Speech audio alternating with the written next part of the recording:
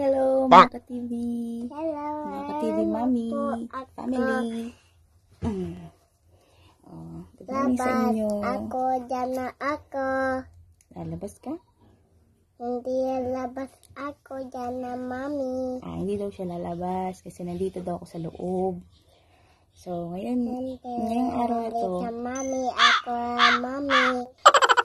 Ngayong araw na to, bali, meron ako nagawang dough. Hindi ulan na Mami, ako. Meron akong dough na nagawa na pang pizza dough. So, sa ngayon kasi nagpa-practice pa lang akong gumawa ng mga dough. TV ako doon. Kasi mahilig talaga akong magluto, yung mga luto. Pero tingin ko mahilig akong kumain.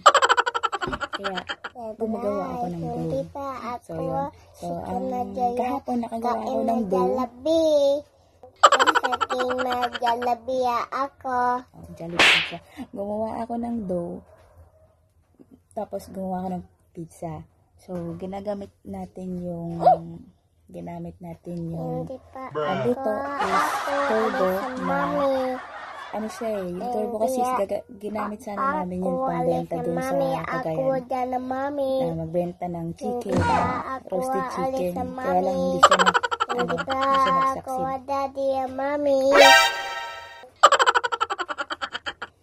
Malapit jam yan ulan. Sandal ay yung dough. Hindi pa alis sa Mami, ako dyan na Daddy. Madalgal ka? Madalgal. Ito pa isa papasok. Wala. Nasa labas si ate. Jam. Ito si aming wildcat. Siya si wildcat Jeremy. Wow! Wildcat siya. Pero mabait siya, no? Mabait ka? Mabait siya.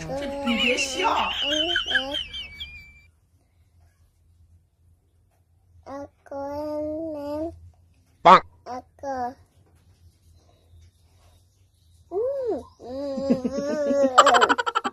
Ang dalgal mo eh. Hindi ko masabi yung gusto kong masabi eh. O sa madaling salita. Mga kamami, mga ka-TV, gagawa ako ng pizza ulit. Kasi yung pizza dough na nagawa ko, ginawa ko siya. One eternity later. So, ito yung sinasabi sa inyong dough. Kailangan yung dough na to, pag itatabi nyo sa rep, airtight container. So, nilagyan ko lang siya ng plastic para ma-sure na na natakpan siya, wala siyang hangin. Kasi pag ganon, titigas yung dough. So, na-search ko, nasabi daw na mga 2 to 3 days pwede pa yung dough. Basta't nasa rep. So, yun. Basta sa airtight container lang. So, pwede na natin yan. Gawa tayo ng pizza. Pizza-pizzahan lang, ha?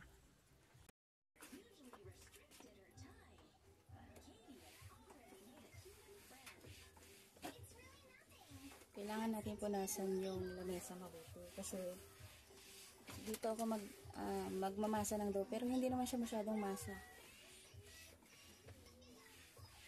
So, pinupunasan ko lang siya mabuti. Para, siyempre, kailangan natin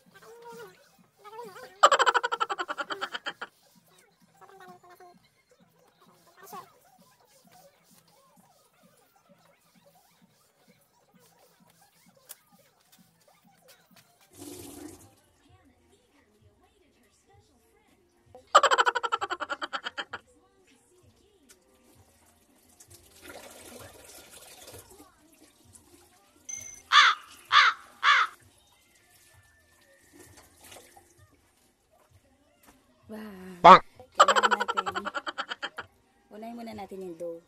So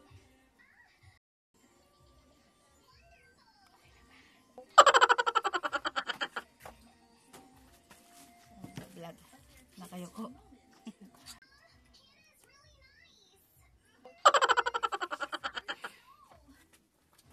Ready?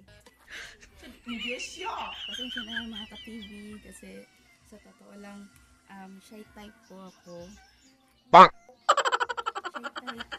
Then